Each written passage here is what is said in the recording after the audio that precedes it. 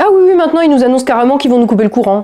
Ceux qui s'insurgent quand on dit que la France est en train de devenir un pays du tiers-monde, vous l'avez, ça y est là? Ah non, mais ils sont sérieux en plus. Enfin, un coup le gouvernement nous explique qu'il n'y aura pas de coupure, ensuite on nous dit il y en aura, mais pas de blackout. Olivier Véran nous dit qu'on aura une carte façon léopard.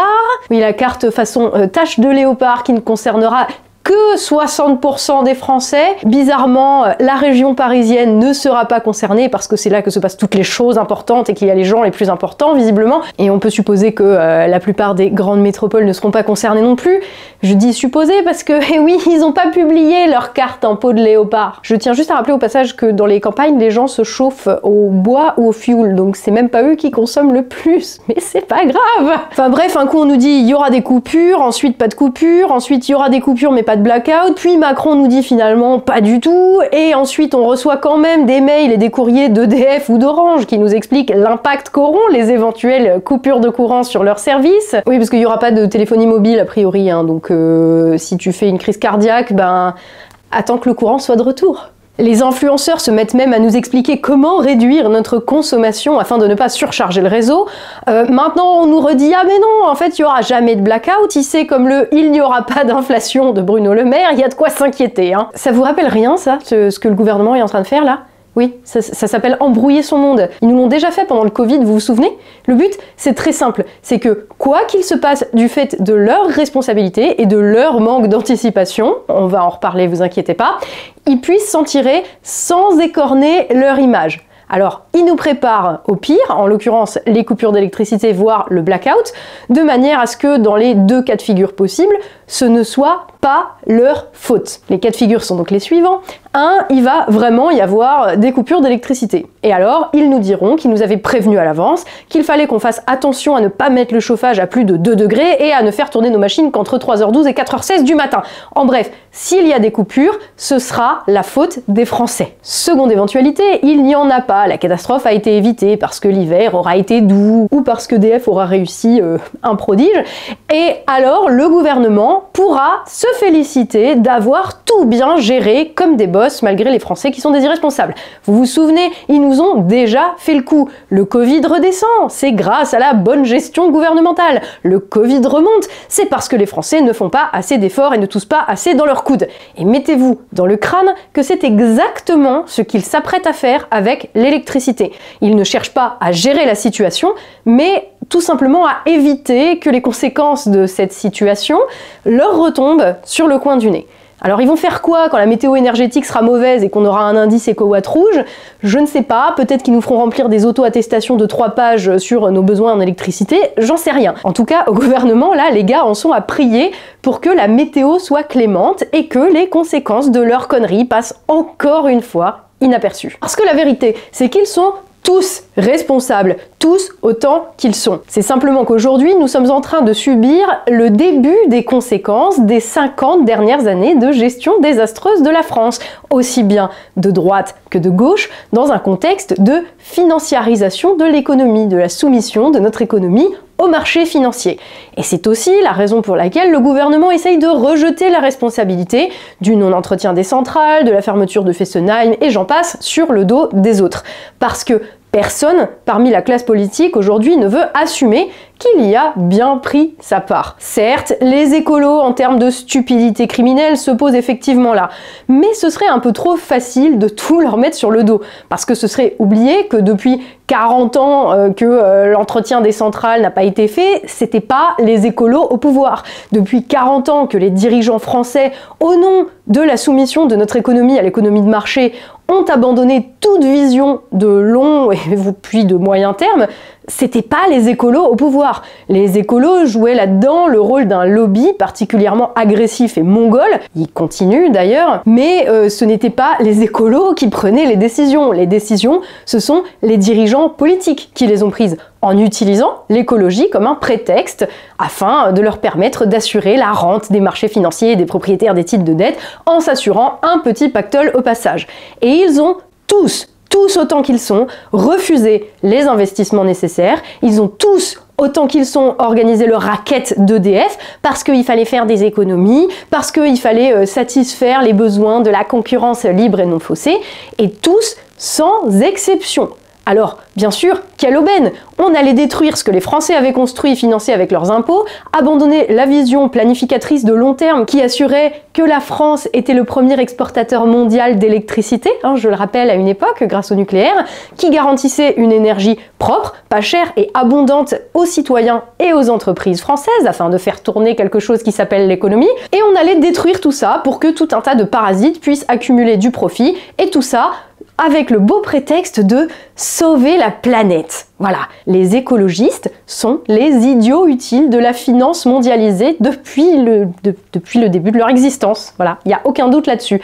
Mais les responsables, les vrais responsables, c'est la gauche, puis la droite, puis à nouveau la gauche, puis à nouveau la droite, qui, chaque fois qu'ils ont été mis à la tête de l'État, ils ont un petit peu plus abandonné les politiques de planification, qui ont un petit peu plus chaque fois soumis nos outils de production énergétique à la loi du marché, qui ont indexé le prix de l'électricité aux normes de l'Union européenne, cette institution qui n'a eu comme utilité que de nous asservir encore un peu plus au marché. Et la destruction de notre outil de production énergétique, en fait, n'a été qu'une triste et malheureuse conséquence de ça. Voilà, donc la gauche, puis la droite, puis la gauche, puis la droite, qui ont cédé petit à petit notre souveraineté, notre indépendance énergétique à la finance et au marché, couverte par le lobby écologiste qui a poussé aussi de son côté à ce qu'on foute des éoliennes et des panneaux solaires partout, et peu importe si ça produit que dalle en électricité, ça rapportera beaucoup à de petites startups qui touchent des financements publics mais qui ne seront plus là quand viendra l'heure de ramasser la merde qu'ils ont laissée derrière eux, mais je ne vous apprends rien parce que c'est la même logique qui a été imposée dans tous les domaines. C'est juste que l'électricité, enfin l'énergie, c'est vraiment au cœur de tout ça, donc c'est vraiment le problème fondamental, quoi. C'est la clé de voûte de tout notre système économique. Donc voilà, mais c'est la même logique qui a été imposée partout. Et là, je vous vois venir. Du coup, c'est pas la faute à Emmanuel Macron alors? Bah si. Attends, sur la question, il y a assez de graves fautes, assez de manquements à la souveraineté énergétique de la France pour que Macron en prenne sa part. C'est simplement que Macron, en fait, qui est quand même, je le rappelle, il est président depuis déjà 5 ans, donc ça fait 5 ans que le mec il prend des décisions quand même, c'est pas, il sort pas de nulle part. Donc Macron, c'est le dernier maillon en date dans une chaîne de détricotage de tout ça qui commence dès les années 70. Et le fait que Macron soit simplement le dernier domino, ça veut pas dire qu'il ne porte pas une responsabilité écrasante là-dedans. La fermeture de Fessenheim, c'est lui, quoi qu'il en dise aujourd'hui.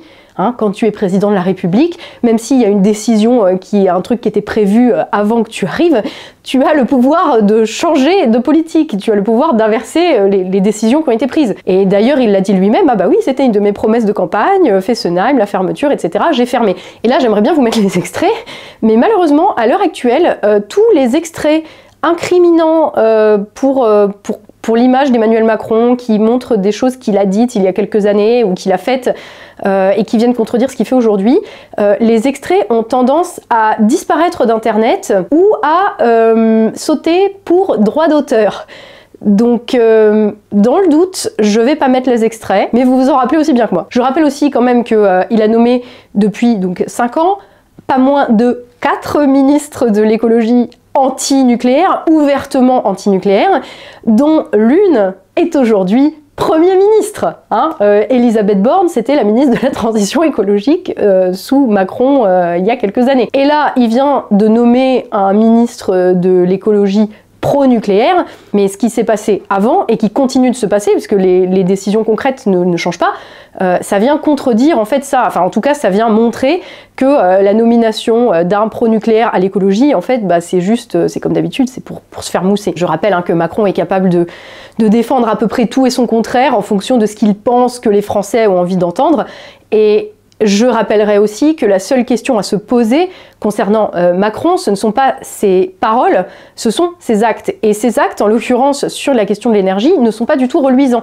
L'abandon d'Astrid et de la recherche sur la surgénération, c'est lui. Avec Borne à l'écologie quand cette décision a été annoncée. La fermeture de Fessenheim, donc on l'a dit, c'est lui. Avec Borne à l'écologie quand la décision a été annoncée. Par ailleurs, je signale que l'arrêt des 12 réacteurs qui est prévu, il est toujours inscrit dans la loi. Macron n'a pas changé d'avis, ou en tout cas, il n'a pas changé de politique.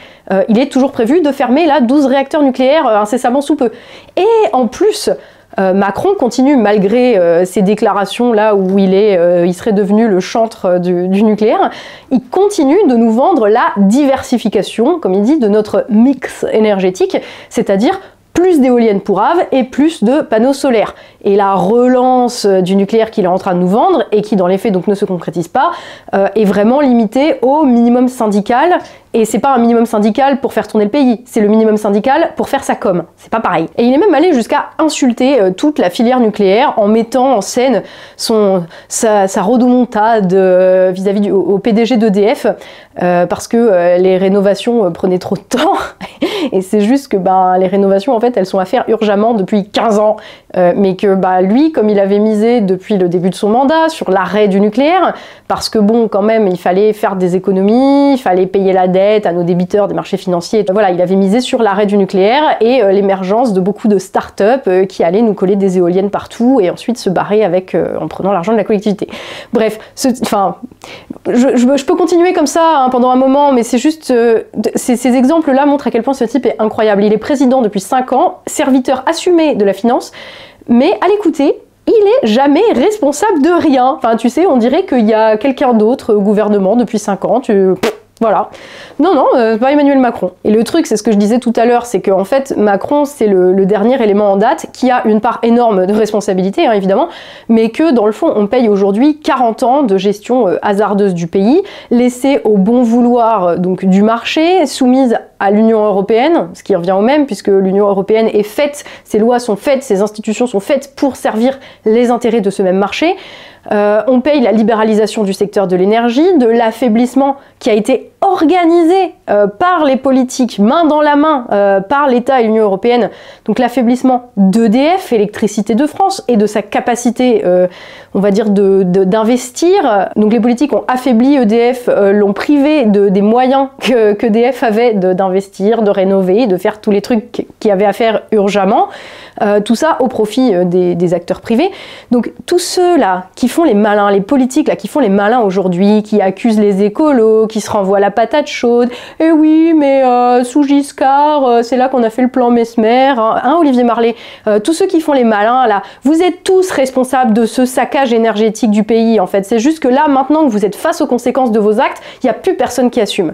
Le truc c'est que Macron n'a ni inversé la tendance, ni changé d'avis, qui ne compte pas changer de politique parce qu'il sert toujours les mêmes intérêts, ceux de la bourgeoisie financière, son camp, sa matrice idéologique. Et que ce soit sous Mitterrand, sous Chirac, sous Sarkozy, sous Hollande, ils ont fait exactement la même chose. Combien de fois faudra le dire qu'on ne règle pas les problèmes avec les mêmes gens qui les ont créés? Donc j'espère juste, là, aujourd'hui, à l'heure actuelle, que tous ceux qui ont fait réélire Macron pour faire barrage à la haine, vous utiliserez les heures les plus sombres de votre domicile non approvisionné en électricité pour méditer sur les conséquences de vos actes.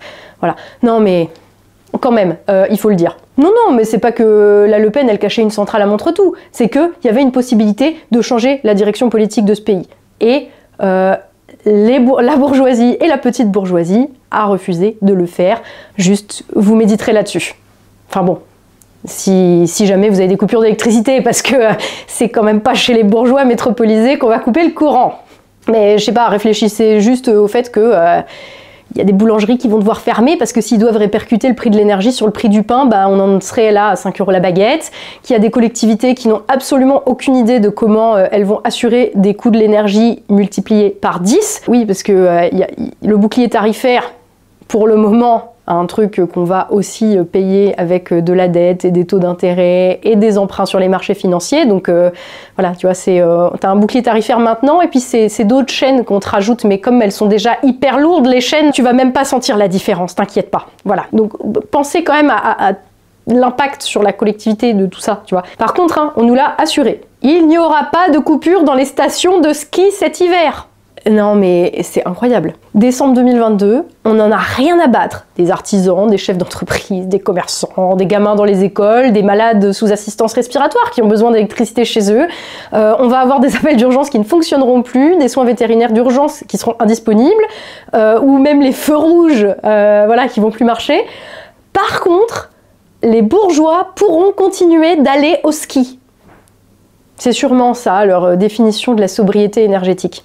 Exhorter les pauvres, de plus en plus nombreux, à se serrer la ceinture pour que les bourgeois urbanisés puissent continuer à vivre leur mode de vie dégueulasse. Mais il y a un moment, en fait, ça va plus tenir, ça. Nous faire bosser jusqu'à 65 ans pour la rente de BlackRock, pour qu'on rentre chez nous et qu'on reste dans le froid et dans le noir, mais pas parce qu'on serait devenu un pays du tiers-monde, hein, parce que c'est la sobriété. Ça va pas tenir longtemps, ça. Parce que oui, pendant ce temps-là, on a Macron qui nous annonce « Avec le président Zelensky, nous avons préparé les conférences que la France accueille mardi, une première internationale pour répondre aux besoins de l'Ukraine pour passer l'hiver. » On va avoir des besoins aussi, nous, pour passer l'hiver. Je dis ça, je dis rien. Et une seconde avec les entreprises françaises qui s'engagent dans la reconstruction du pays. Hein? Non, mais c'est pas comme si les entreprises françaises, les grandes entreprises françaises, parce que là, on parle pas des TPE, là, hein, clairement. Hein. Non, mais c'est pas comme s'il y avait un pays à reconstruire ici. Hein. Moi, encore une fois, je dis ça. Je sors. Jusqu'à quand on va accepter de vivre comme ça, en fait? Jusqu'à quand est-ce qu'on va accepter de vivre comme ça?